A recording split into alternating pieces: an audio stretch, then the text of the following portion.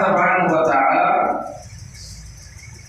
کا اس امت پر بہت فضل اور کرم ہے، لیکن یہ امت اللہ تبارک و تعالی کے فضل اور کرم کو حاصل کرنے والی امت بن جائے۔ جب بندہ 40 برس کا ہو گیا، 60 برس کا ہو جاتا ہے، 70 سال کا انسان ہو گیا، 50 سال کا ہو گیا، تو اللہ تبارک و تعالی کی بارگاہ میں جب انسان گناہ گار انسان پہنچتا ہے تو اللہ تبارک و تعالیٰ اس کو کیا ارشاد فرماتے ہیں میرے بندے، میں نے تیری کوتاہیوں کو، بدعمالیوں کو، تمہارے گناہوں کو دیکھا، فرمایا کہ اب بس کر جا، آ جا میری آغوش رحمت کے اندر آ جا۔ جب ایک گناہ گار انسان اللہ تبارک و تعالیٰ کی بارگاہ میں نہیں آتا تو اللہ تبارک و تعالیٰ اس کو آواز دے کر بلاتے ہیں۔ تو اس لیے انسان دنیا کے اندر گناہ گار ہے اور خطا کا پتلا ہے، لیکن یہ ہر وقت اپنے گناہوں کی معافی مانگتا رہے اور اللہ تبارک و تعالیٰ سے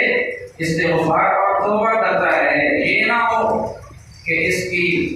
موت آ جائے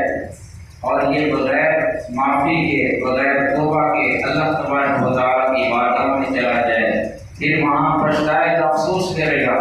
لیکن اس وقت پچھتانے کا، افسوس کرنے کا کوئی فائدہ نہیں ہوگا۔ تو اس لیے میرے عزیز و دوست بزرگوں، یہ دین اسلام جو بہت قربانی سے ہمیں ملا ہے، اس دین پر ان لوگوں سے جا کر پوچھیں جنہوں نے اپنا تن من دھن قربان کیا ہے، اس دین پر جنہوں نے اپنے چھوٹے چھوٹے بچوں کو قربان کر دیا، اپنا خون پسینہ اس دین اسلام کی خاطر بہا دیا، ان لوگوں سے جا کر پوچھیں، حضرت بلال حبشی سے پوچھیں، امام حسن سے پوچھیں، امام حسین سے پوچھیں، اور امام عباس سے پوچھیں، اور امام جعفر سے پوچھیں، اور جتنے بھی میدان کربلا کے اندر جنہوں نے دین اسلام کی خاطر قربانیاں دی ہیں ان سے پوچھیں، علی اصغر سے پوچھیں، علی اکبر سے پوچھیں، جنہوں نے اور محمد سے پوچھیں، جنہوں نے اپنی چھوٹی چھوٹی بچپن والی عمر جو ہے اس دین پر قربان کر دی ہے۔ تو اس لیے ہم اس دین کا قدر کریں۔ یہ محرم الحرام کا مہینہ یہ کیوں آتا ہے؟ یہ اس وجہ سے آتا ہے بار بار ہماری زندگی کے اندر کہ ہم اس دین اسلام کا قدر کریں، اس کی شان اور اس کا مقام اور اس کی اہمیت کو جانیں، اور ہم دین اسلام پر چلیں اور دوسروں کو بھی اس پر چلانے کی کوشش کریں، اور پتہ ہو کہ دین اسلام کا مرتبہ اور مقام اتنا اعلیٰ و بالا ہے، فرمایا کہ ایک طرف دین اسلام ہو، ایک طرف کلمہ ہو، اور دوسری طرف باطل قوت ہو، یزیدی قوت ہو، فرمایا کہ تم اپنا تن من دھن قربان کر دینا لیکن دین اسلام پر آنچ بھی نہ آنے دینا۔ حضرت امام حسین رضی اللہ تعالیٰ عنہ